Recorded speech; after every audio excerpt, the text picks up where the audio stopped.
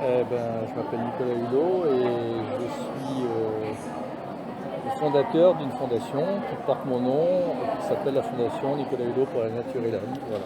Et engagé depuis plus de 30 ans dans l'affaire du siècle, c'est-à-dire l'enjeu écologique. Je suis venu simplement parce qu'au départ, ce congrès à Marseille, j'en étais un peu à l'origine, puisque c'est moi qui avais, quand j'ai été ministre, soutenu plutôt la candidature de Marseille pour que ce congrès ait lieu à Marseille. Mais je ne suis pas venu que pour ça, je suis venu pour ça parce que c'était un moment important pour essayer de faire remonter dans les esprits des citoyennes et des citoyens, mais surtout des décideurs, l'importance de l'enjeu de la biodiversité comme un enjeu aussi important que l'enjeu climatique. Je pense plus,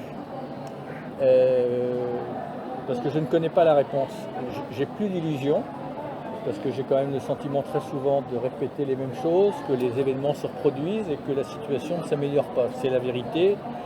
Depuis 60 ans, les choses vont de pire en pire, alors que les événements se multiplient, oui, que les paroles se multiplient, que les plans se multiplient. Donc pour l'instant, voilà, je me dis peut-être qu'un jour, on va enfin réduire l'écart entre nos paroles et nos actions, mais en tout cas, pour l'instant, on ne peut que constater l'échec, mais ça ne veut pas dire que c'est définitif.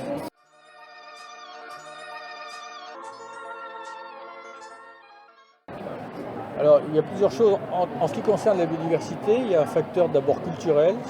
C'est-à-dire, je pense que souvent des gens très intelligents, malgré leur intelligence, n'ont pas conscience que nous dépendons de la biodiversité. Ouais. Que nous vivons grâce à la biodiversité et que notre destin est commun avec la biodiversité.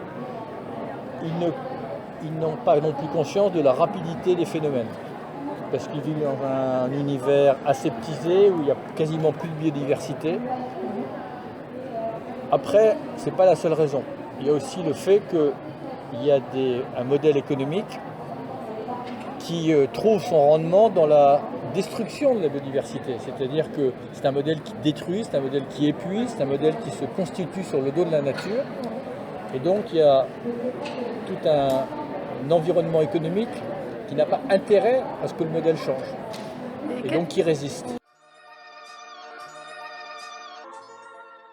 Mais j'en pense que du bien. Mais à chaque fois qu'il y a une convention, une conférence, les mots sont intelligents. Oui. Mais ce qui m'importe, c'est que ça se transforme en acte et surtout qu'on mette les moyens. Parce qu'on peut toujours faire des promesses. Je ne dis pas que c'est leur intention, mais si vous ne mettez pas des moyens, oui, et si l'enjeu de la biodiversité comme l'enjeu climatique est un enjeu qui met en péril l'humanité, eh bien, il faut mettre des moyens sans limite, ouais, et revoir de fond en comble notre mode de production de consommation. Donc moi, je ne juge pas aux intentions, oui, je juge aux actions.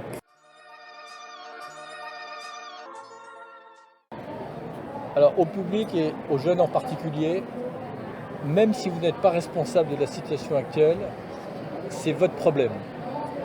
Donc vous pouvez pas, oui, ne pas être concerné. Demandez aux politiques d'être...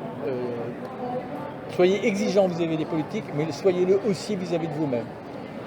Et si je vous dis ça, c'est parce que quand vous voyez qu'un Français sur 4 avoue continuer à jeter ses déchets à l'extérieur de sa voiture, ouais, quand vous voyez les centaines de millions de mégots qu'il faut ramasser chaque jour, ça veut dire aussi que nous, les citoyens, on a aussi notre responsabilité et qu'on ne doit pas simplement demander aux politiques d'agir.